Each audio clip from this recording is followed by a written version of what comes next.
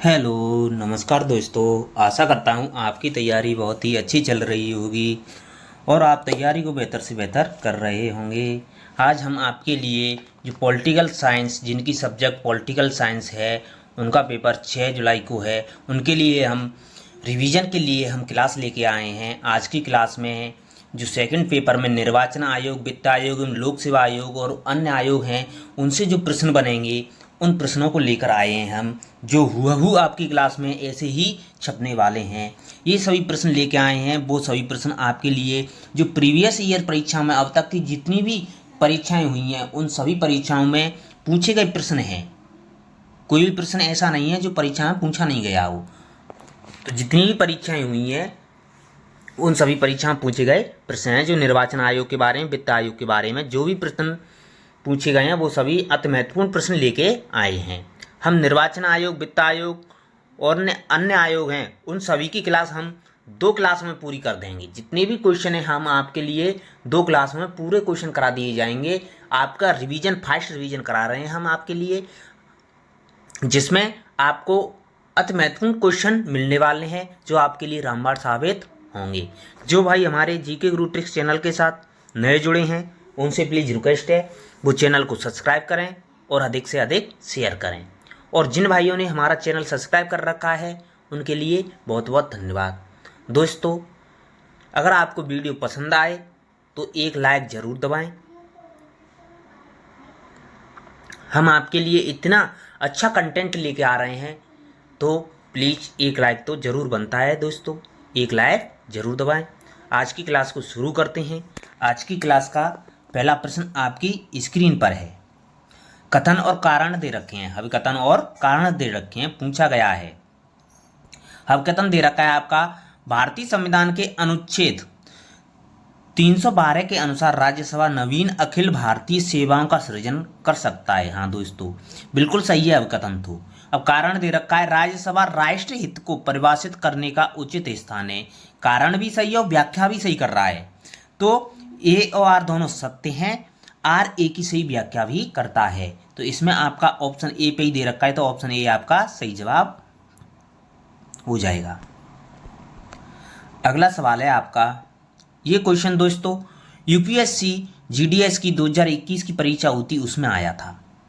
तो हम सभी क्वेश्चन हैं, जो सभी क्वेश्चन प्रीवियस ईयर परीक्षा में आए हुए क्वेश्चन हैं, सभी क्वेश्चन आए हुए हैं। अगला सवाल है आपका, पूछा गया है, निर्वाचन आयोग निम्न में से किसके अधीन कार्य करता है। तो निर्वाचन आयोग होता है वो एक संवैधानिक न्याय है, स्वतंत्र न्याय है, जो किसी के अधीन काम नहीं करता है। विधि एवं न्याय मंत्रालय के अधीन नहीं करता है, स्वतंत्र प्रधानमंत्री के भी नहीं करता है, गृह मंत्रालय के अधीन नहीं करता है, इनमें से किसी के भी अधीन नहीं करता है। तो ऑप्शन डी इसका सही जवाब हो जाएगा। निर्वाचन आयोग एक स्वतंत्र न्यायालय है। स्वतंत्र क्या है? संस्था है, स्वतंत्र निकाय है एक।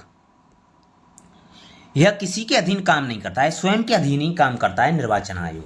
तो ये क्वेश्चन 2021 में ही पूछा गया था जीडीसी की परीक्षा में, तो ये भी क्वेश्चन आया है। इसका सही जवाब आपका ऑप्शन डी हो जाएगा। किसी के अधीन कार्य नहीं करता है, स्वयं कार्य करता है, स्वतंत्र के है ये।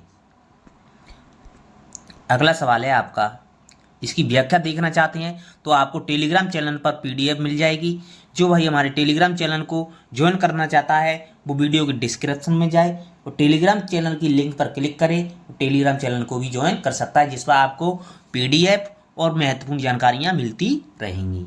इसके डिटेल पढ़ना चाहते हैं वो पढ़ सकते हैं। वैसे रिवीजन का टाइम है तो आपको जल्दी जल्दी क्वेश्चन कराए जा रहे हैं। अगला क्वेश्चन है आपका, अनुच्छेद 324 निम्न में से किससे संबंधित है। अनुच्छेद 324 है वो चुनाव आयोग की संरचना, शक्ति एवं कार्यों से संबंधित है। तो ऑप्शन डी आपका इसमें सही जवाब हो जाएगा। अगला सवाल है आपका, अनुच्छेद 312 के अंतर्गत राज्यसभा को यह अधिकार है कि वह अखिल भारतीय सेवाओं का गठन कर सकती है। ऑप्शन डी आपका सही जवाब है। संवैधानिक संशोधन के लिए प्रस्ताव ला सकती है, नहीं ला सकती है। राष्ट्रपति उपराष्ट्रपति चुनाव के निर्वाचन का मंडल का गठन कर सकती है, नहीं कर सकती है। धन विधेयक में संस्तुति प्रस्तावित कर सकती है, नहीं कर सकती है। अखिल भारतीय सेवाओं का गठन कर सकती है राज्यसभा 312 के तहत। तो ऑप्शन डी आपका सही जवाब हो जाएगा। अगला सवाल है आपका, निम्न में से क्या राष्ट्रीय विकास परिषद के बारे में गलत है? पूछा गया कि राष्ट्रीय विकास परिषद के बारे में गलत कौन सा है? 15 अगस्त 1952 को अस्तित्व में आया था राष्ट्रीय विकास परिषद। नहीं दोस्तों, यही पहला ही गलत हो जाएगा इसमें। तो इसका उद्देश्य देश में संतुलित एवं तीव्र विकास सुनिश्चित करना, ये तो सही है दोस्तों। दूसरा भी सही है। इसके सदस्यों में प्रधानमंत्री, पूरी केंद्रीय कैबिनेट मंत्री, मुख्यमंत्री एवं केंद्र शासित प्रदेशों के प्रतिनिधि तथा आयोग के सदस्य शामिल होते हैं। योजना के निरूपण हेतु रूपरेखा उपलब्ध कराती है, ये भी सही है।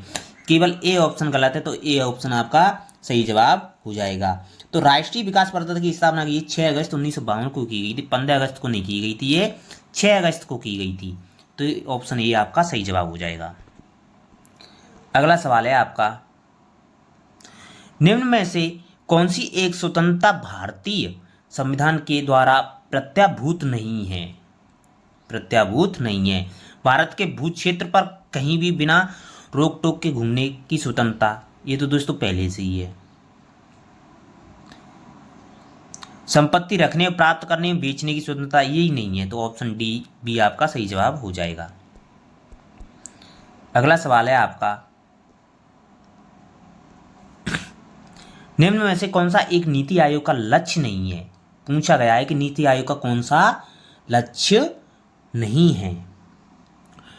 बीपीएल संवर्ग के नागरिकों को मुफ्त विधिक सहायता प्रदान करना, नहीं दोस्तों, ये उसमें नीति आयोग का शामिल है ही नहीं। गरीबी उन्मूलन, प्रत्येक नागरिक को गरिमा में एवं आत्मसम्मान युक्त जीवन यापन अवसर प्रदान करना, ये तो है। अपनी पर्यावरणीय एवं पारिस्थितिकी उपलब्धियों को संरक्षित सुधार सुरक्षा प्रदान करना, ये भी है। तो इसमें ऑप्शन ए है, वो इसमें लक्ष्य में शामिल नहीं, तो ऑप्शन ए आपका सही जवाब हो जाएगा। अगला सवाल है आपका, 61वें संवैधानिक संशोधन अधिनियम 1988 के अनुपालन में निम्न में से क्या 1989 में लागू हुआ था? 1989 में क्या लागू हुआ था? पंजाब में राष्ट्रपति शासन की अवधि की अधिकतम 3 वर्षों के लिए बढ़ाया गया, नहीं, ये नहीं था। गोवा विधानसभा की न्यूनतम संख्या 30, नहीं, ये भी नहीं था। केंद्र एवं राज्य विधानसभाओं के निर्वाचन हेतु मतदान आयु 21 वर्ष से 18 वर्ष, हाँ, 61वें संविधान संशोधन के द्वारा ही किया गया था। तो ऑप्शन सी आपका सही जवाब हो जाएगा। अगला सवाल है आपका, पूछा गया निम्नलिखित में से कौन सी चुनावी राजनीति में वाद विवाद का विषय है? पूछा गया कि वाद विवाद का विषय कौन सा है?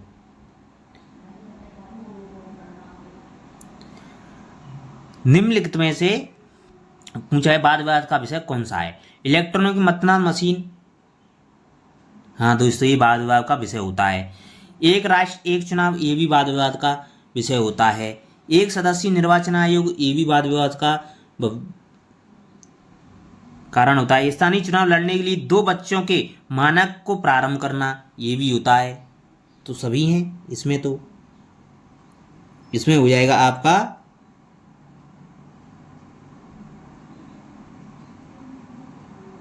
ऑप्शन ए, बी, सी और डी, सभी हैं। तो ए, बी, सी दे रखा है, डी नहीं दे रखा है, तो इसमें सभी हो जाएगा। तो ऑप्शन इसमें चेंज कर ले, दे नहीं रखा है दोस्तों, ये मिसप्रिंट हुआ था उस टाइम, ये डिलीट हुआ था ये क्वेश्चन, ये सभी हो जाएंगे। दे रखा है इसमें कि इलेक्ट्रॉनिक मतदान मशीन, एक राष्ट्र एक चुनाव, स्थानीय चुनाव लड़ने के लिए 2 बच्चों के मानक प्रारंभ करना। तो सी नहीं होगा इसमें, सॉरी दोस्तों, इसमें सी नहीं होगा। सी को छोड़ करके आपका सी, ऑप्शन सी जवाब हो जाएगा। केवल ए, बी और डी हो जाएंगे, सी वाला नहीं होगा। सी वाले में क्या दे रहा है? एक सदस्यीय निर्वाचन आयोग, तो ये नहीं होगा, इसको छोड़ दो सी को, बाकी के हो जाएंगे। अगला सवाल है आपका, निम्नलिखित में से कौन सा राजनीतिक पार्टियों का कार्य नहीं है? पूछा गया कि राजनीतिक पार्टियों का कौन सा कार्य नहीं है। सरकार और वैकल्पिक सरकार बनाना, ये तो कार्य होता है। जनमत बनाना, ये भी होता है। जनता को राजनीतिक शिक्षा देना, ये भी होता है। न्यायपालिका नियंत्रण, नहीं, न्यायपालिका नियंत्रण राजनीतिक पार्टियां थोड़ी रखती हैं। तो ऑप्शन डी आपका सही जवाब हो जाएगा। अगला सवाल है आपका,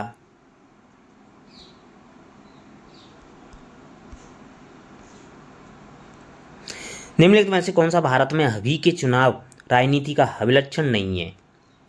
राजनीति का अभिलक्षण नहीं, गठबंधन निर्माण होता है। मतदाताओं की चुनावी पसंद के प्रसार में वृद्धि होती है, बहुदलीय प्रथा होती है, कांग्रेस के प्रभुत्व वाली व्यवस्था का स्थिरीकरण नहीं है। ऑप्शन डी आपका सही जवाब हो जाएगा। अगला सवाल है आपका,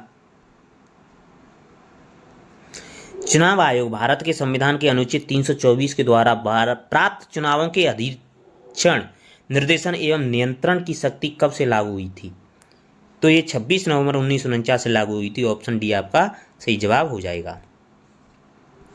अगला सवाल है आपका, किस वर्ष मतदान की आयु 21 वर्ष से घटाकर 18 वर्ष की गई थी? तो मतदान की आयु 21 वर्ष से 18 वर्ष की गई थी, वो 1989 में की गई थी 61वें संविधान संशोधन के द्वारा। 61वें संविधान संशोधन के द्वारा 1989 में 21 वर्ष से 18 वर्ष कर दी थी मतदान की आयु। अगला सवाल है आपका, भारतीय संविधान के किस अनुच्छेद के तहत निर्वाचन आयोग के लिए प्रावधान है? निर्वाचन आयोग है वो अनुच्छेद 324 में है, तो ऑप्शन सी आपका सही जवाब हो जाएगा।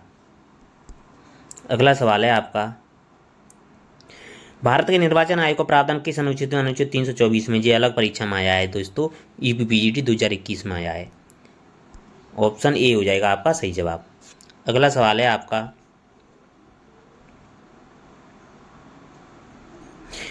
पांचवें केंद्रीय वेतन आयोग के अध्यक्ष कौन थे? पूछा गया है पांचवें केंद्रीय वेतन आयोग के अध्यक्ष कौन थे? एस.आर. पांडियन। हाँ, एस.आर. पांडियन ही थे दोस्तों। ऑप्शन ए आपका सही जवाब हो जाएगा। अगला सवाल है आपका,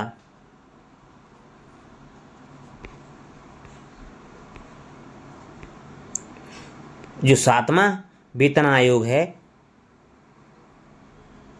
उसके अध्यक्ष अशोक कुमार माथुर थे।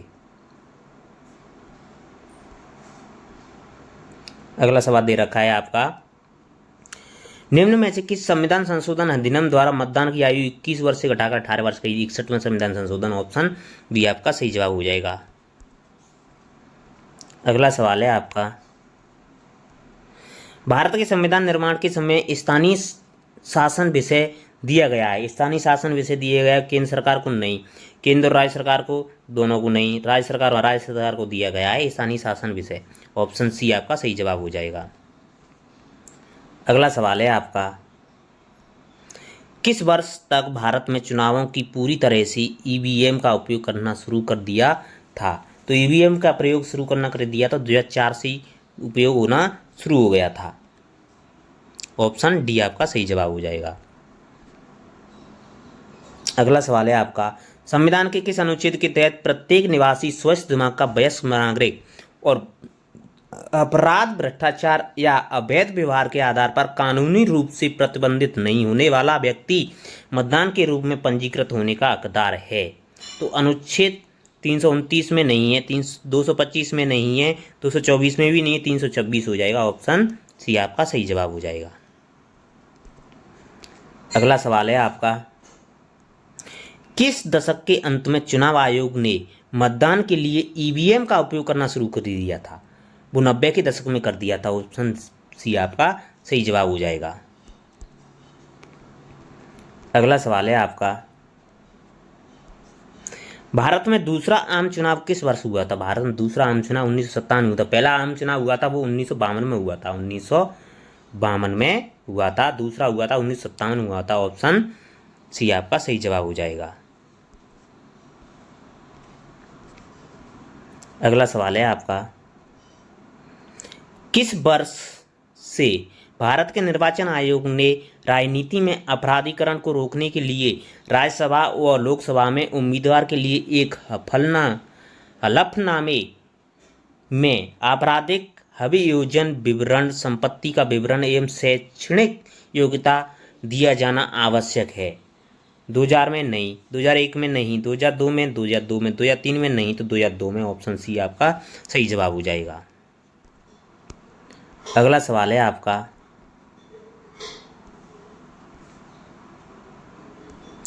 दल बदल संबंधी मामले पर अंतिम निर्णय लेने का अधिकार है?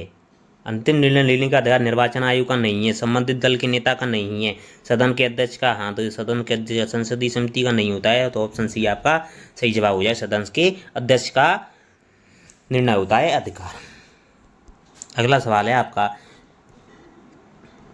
स्वतंत्र भारत के पहले आम चुनाव में लोकसभा के लिए कुल कितनी सीटों की मतदान किया गया था।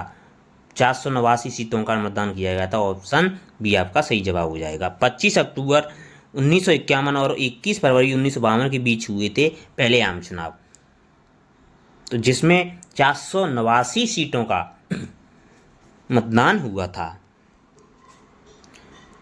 अगला सवाल है आपका,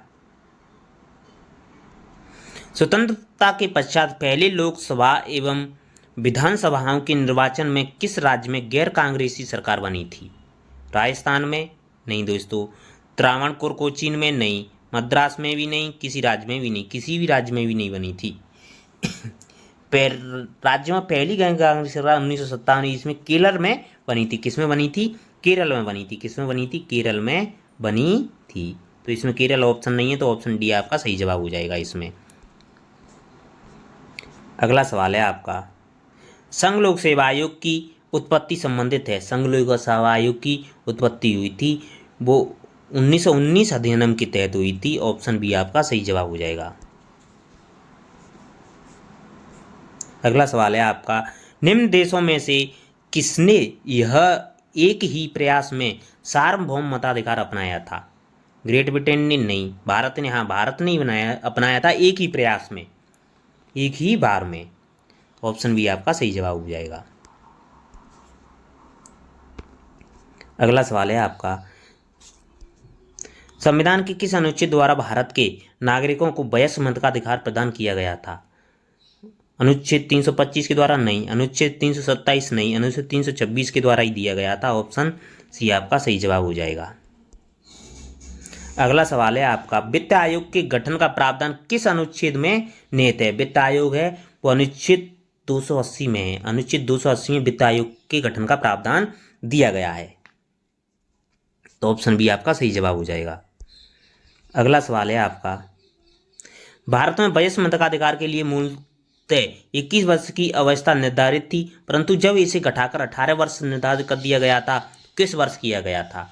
वो 1989 में किया गया था। 61वें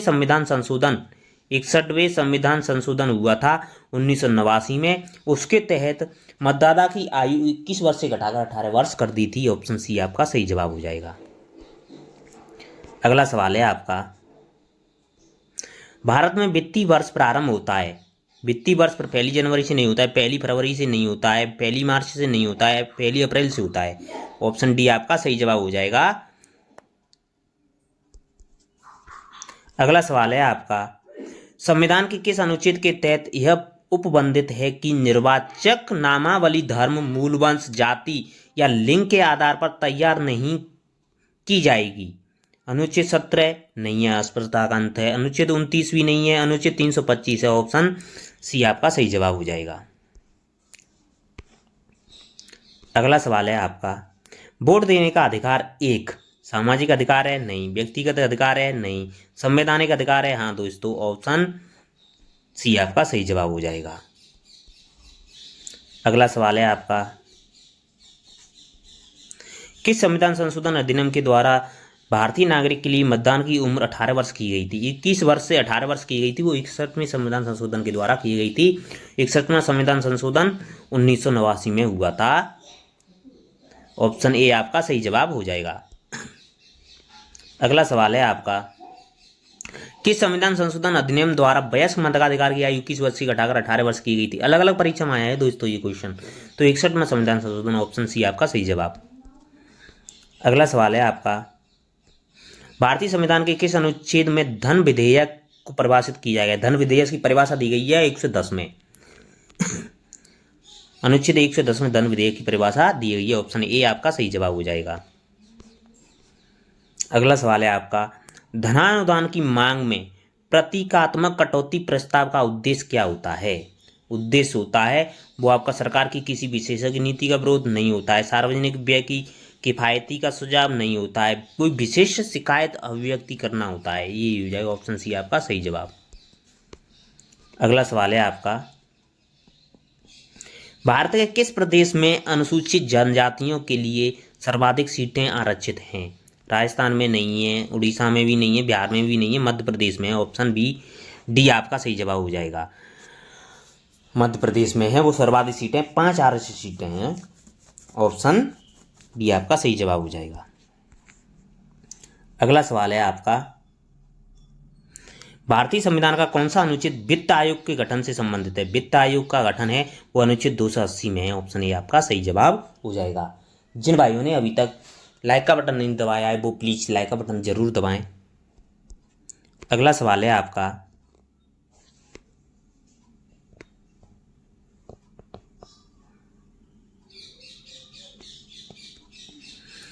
भारत में वित्तीय व्यवस्था को केंद्र एवं राज्य स्तरों पर किसके द्वारा नियंत्रित किया जाता है? महान्यायवादी के द्वारा नहीं, संसद की वित्तीय समिति के द्वारा नहीं, भारत के नियंत्रक एवं महालयिका परीक्षक हाँ सीएजी कैग के द्वारा ही किया जाता है। तो ऑप्शन सी आपका सही जवाब हो जाएगा। अगला सवाल है आपका,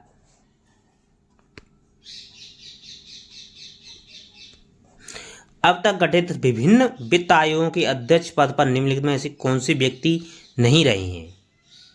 संथानम रहे हैं, ए के चंदा भी रहे हैं, राजमन्नार ये भी रहे हैं, बीपी मंडल नहीं रहा है। तो ऑप्शन डी आपका सही जवाब हो जाएगा। ऑप्शन डी, ये वित्त आयोग के अध्यक्ष पद पर नहीं रहे हैं। अगला सवाल है आपका, सूची 1 को सूची सेकंड से मिलान करना है। अनुच्छेद दे रखे हैं और सूची देख रहे हैं क्या प्रावधान है। सूची 1 को सूची सेकंड से आपको मिलान करना है दोस्तों। तो सूची 1 में अनुच्छेद दे रखे हैं और सूची 2 में दे रखे हैं आपके उनके प्रावधान। सूची 1 में सूची 2 में क्या प्रावधान हैं। तो इसमें देखना है कि अनुच्छेद 148, तो अनुच्छेद 148 कहता है आपका भारत का नियंत्रक एवं महालेखा परीक्षक सीएजी कैग के बारे में दे रखा है, कैग का प्रावधान है। तो ए में हो जाएगा 2। अनुच्छेद 280 में है वो है वित्त आयोग, क्या है वित्त आयोग, तो बी में हो जाएगा 3। अनुच्छेद 315 में है वो संघ लोक सेवा आयोग है, 324 में निर्वाचन आयोग है। तो आपका सही जवाब हो जाएगा 2 3 4 1, 2 3 4 1। अब 2 3 4 1 आपके कौन से ऑप्शन में दे रखे हैं? ऑप्शन ए में ही दे रखे हैं, तो ऑप्शन ए आपका सही जवाब हो जाएगा।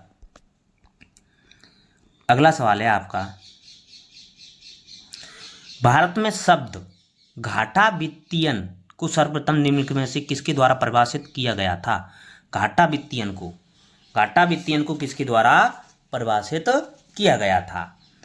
प्रथम पंचवर्षीय योजना में, हाँ प्रथम पंचवर्षीय योजना में ही घाटा वित्तीयन को सर्वप्रथम परिभाषित किया गया था। ऑप्शन ए ही आपका सही जवाब है। वित्त आयोग नहीं होगा, एडी गोरवाला रिपोर्ट नहीं होगा, प्रशासनिक सुधार आयोग ये भी नहीं होता। ऑप्शन ए आपका सही जवाब हो जाएगा।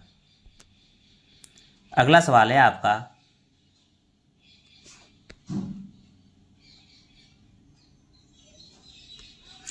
केंद्र सरकार किसकी सिफारिशों के आधार पर भारत की संचित निधि से राज्यों को अनुदान देता है? नीति आयोग की सिफारिश पर नहीं, वित्त आयोग की सिफारिश पर। ऑप्शन बी आपका सही जवाब हो जाएगा। अगला सवाल है आपका, भारत के राष्ट्रपति द्वारा वित्त आयोग कितने वर्षों के लिए नियुक्त किया जाता है? तो वित्त आयोग को 5 वर्ष के लिए गठित किया जाता है। ऑप्शन सी आपका सही जवाब हो जाएगा। अगला सवाल है आपका, संयुक्त लोक सेवा आयोग की गठन की जा सकता है, किसके द्वारा गठन किया जा सकता है? संयुक्त भारत के राष्ट्रपति के आदेश से नहीं, राज्यपाल की संस्तुतियों से नहीं, भारत की संसद के द्वारा अधिनियम से। हाँ ऑप्शन सी आपका सही जवाब हो जाएगा। अगला सवाल है आपका, भारत में लोकसभा विधानसभा निर्वाचन में निर्वाचन का क्षेत्रों का स्वरूप है 1 सदस्यीय, 2 सदस्यीय, त्रिसदस्यीय, 4 सदस्यीय। तो 1 सदस्यीय होता है। ऑप्शन ए हो जाएगा आपका सही जवाब। अगला सवाल है आपका, जिस वित्तीय वर्ष में भारत में शून्य आधारित बजट की शुरुआत की गई थी वह है, शून्य आधारित बजट की शुरुआत की गई थी वह है 1986-87 नहीं है दोस्तों, 1987-88। हाँ यही है, ऑप्शन बी आपका सही जवाब हो जाएगा 1987-88। अगला सवाल है आपका, जिन भाइयों ने अभी तक हमारे जीके गुरु टेक्स चैनल को लाइक नहीं किया है वो प्लीज़ लाइक जरूर करें। अगला सवाल है, निम्नलिखित में से कौन सी अखिल भारतीय सेवा नहीं है? भारतीय पुलिस सेवा IPS है, भारतीय प्रशासनिक सेवा IAS है, भारतीय वन सेवा IFS है, भारतीय विदेश सेवा नहीं है। तो ऑप्शन डी आपका सही जवाब हो जाएगा। ऑप्शन डी सही जवाब।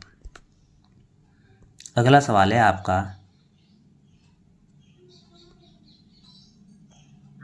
निम्नलिखित में से कौन सा प्रावधान संघ लोक सेवा आयोग की स्वतंत्रता को सुनिश्चित नहीं करता है? कौन सा प्रावधान है जो संघ लोक सेवा आयोग की स्वतंत्रता को सुनिश्चित नहीं करता है, ये पूछा है दोस्तों। आयोग का अध्यक्ष और उसके सदस्य सुनिश्चित अवधि तक अपने पद पर रहते हैं, ये भी तो सही है दोस्तों। कोई सदस्य केवल राष्ट्रपति द्वारा ही अपने पद से हटाया जा सकता है, वह भी संविधान में दी गई विधि से, ये भी सही है। आयोग का खर्च भारत की समेकित निधि से लिया जाता है, ये भी सही है। कोई सदस्य अवधि समाप्त होने पर अन्य सरकारी नौकरियों में पुनर्नियुक्त होने का पात्र बना नहीं, ये तो गलत है। तो ऑप्शन डी आपका सही जवाब हो जाएगा इसमें। अगला सवाल है आपका,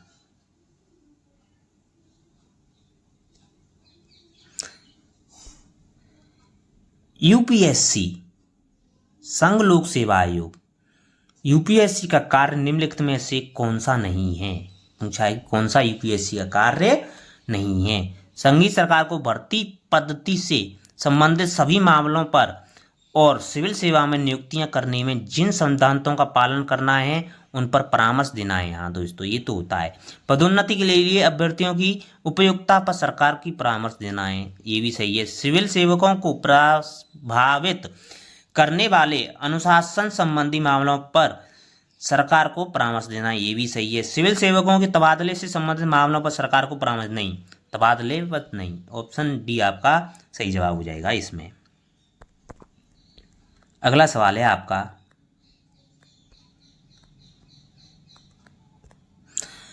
भारतीय संघ लोक सेवा आयोग में अध्यक्ष सहित कितने सदस्य होते हैं? 15 नहीं 11। हाँ दोस्तों 11 होते हैं। तो लोक सेवा आयोग कितने होते हैं? 11 सदस्य होते हैं अध्यक्ष सहित। तो ऑप्शन बी आपका सही जवाब हो जाएगा। अगला सवाल है आपका, भारत में सामान्य निर्वाचन हेतु एक निर्वाचन क्षेत्र का निर्धारण किया जाता है परसीमन आयोग द्वारा। ये क्वेश्चन आपका सही जवाब हो जाएगा। निर्वाचन आयोग नहीं होता है, राष्ट्रपति नहीं होता है, जनगणना आयोग नहीं होता है। ऑप्शन ए आपका सही जवाब हो जाएगा। अगला सवाल है आपका, कथन और तर्क दे रखा है दोस्तों। कथन तर्क आपका कथन दे रखा है कि भारत के मुख्य निर्वाचन आयुक्त की अनुशंसा के बिना किसी निर्वाचन आयुक्त पद से नहीं हटाया जा सकता है। हाँ दोस्तों सही है, तो कथन तो सही है। उसे मुख्य निर्वाचन आयुक्त की सिफारिश पर नियुक्त किया जाता नहीं, ये तो गलत है। तर्क ही गलत है, तो केवल कथन ही सही है, तर्क गलत है यार। तो केवल ए सही है, तो केवल ए सही है। तो कोई कौन से में दे रखा है आपका ऑप्शन में? ए दे रखा है, केवल ए ऑप्शन डी में। तो ऑप्शन डी आपका सही जवाब हो जाएगा। अगला सवाल है आपका, सूची 1 को सूची सेकंड से मिलान करना है दोस्तों। सूची 1 में दे रखे हैं निर्वाचकीय सुधार आयोग हैं और उन सूचियों को सम्मिलित करना है जो नीचे दी गई कूट को प्रयोग में सही सम्मिलित करते हैं। निर्वाचकीय सुधार निर्वाचकीय समस्या दे रखी है। सूची 1 सूची 2 मिलान करना है। अब मतदाताओं का जाली पंजीकरण में सुधार के लिए कौन सा आयोग है? वो है आपका फोटो पहचान पत्र। तो ए का हो जाएगा 4, ए का 4 आप। और मतदान में देरी, इसके लिए सुधार दे रखा है आपका इलेक्ट्रॉनिक वोटिंग मशीन, इससे देरी नहीं होगी मतदान में। तो बी का हो जाएगा 3। चुनाव के दौरान हिंसा, इसके सुधार के लिए अभ्यर्थियों की जमानत राशि को बढ़ाया जाना नहीं। चुनाव के दौरान हिंसा है वो चरणबद्ध मतदान होगा, तो सी में हो जाएगा 1। और अत्यधिक उम्मीदवार तो उसके लिए अभ्यर्थी जमानत राशि को बढ़ा देंगे तो कम उम्मीदवार होंगे, तो डी का हो जाएगा 2। तो आपका सही जवाब हो जाएगा 4 3 1 2। 4 3 1 2 आपके पहले ही ऑप्शन में दे रखे हैं, तो ऑप्शन ए ही आपका सही जवाब हो जाएगा। अगला सवाल है आपका, कौन भारत निर्वाचन आयोग को स्वतंत्र एवं निष्पक्ष निर्वाचनों का एक प्रभावी कवच कहते हैं? एलिएस्टर मैकमिलन, लॉयड एवं Susan Rudolph, RP Bhalla, M Katju. तो लॉयड एवं सुसान रुडोल्फ हैं वो भारत निर्वाचन आयोग को स्वतंत्र एवं निष्पक्ष निर्वाचनों का एक प्रभावी कवच कहते हैं, तो ऑप्शन बी आपका सही जवाब हो जाएगा। अगला सवाल है आपका, भारतीय संविधान के किस अनुच्छेद में निर्वाचन के लिए प्रावधान है? तो अनुच्छेद 24 है, 324। ऑप्शन सी आपका सही जवाब हो जाएगा, अनुच्छेद 324। जो भारतीय निर्वाचन आयोग है जिसका प्रावधान अनुच्छेद 324 में है, जिसकी स्थापना 25 जनवरी 1950 को की गई थी। तो निर्वाचन आयोग है मतदाता दिवस 25 जनवरी को मनाया जाता है मतदाता दिवस। थैंक यू दोस्तों, धन्यवाद। अगर आपको वीडियो पसंद आई है तो लाइक करें और अधिक से अधिक तेज शेयर करें और अपनी तैयारी को बेहतर से बेहतर करते रहें। आप तैयारी को पीछे नहीं छोड़ें, आप जितना रिवीजन कर सकें, इतने दिन मिले हैं आपको, जितने दिन में जितना आप रिवीजन कर सकते हैं उतना रिवीजन करें और बेहतर से बेहतर अपनी प्रिपरेशन करें। जितना आप PYQ हैं उतना PYQ करें। आप जितने PYQ आप सॉल्व करेंगे उतना ही आपके लिए फ़ायदा होगा। थैंक यू, धन्यवाद। आपके लिए बेस्ट ऑफ लक। तैयारी से जुड़े रहें।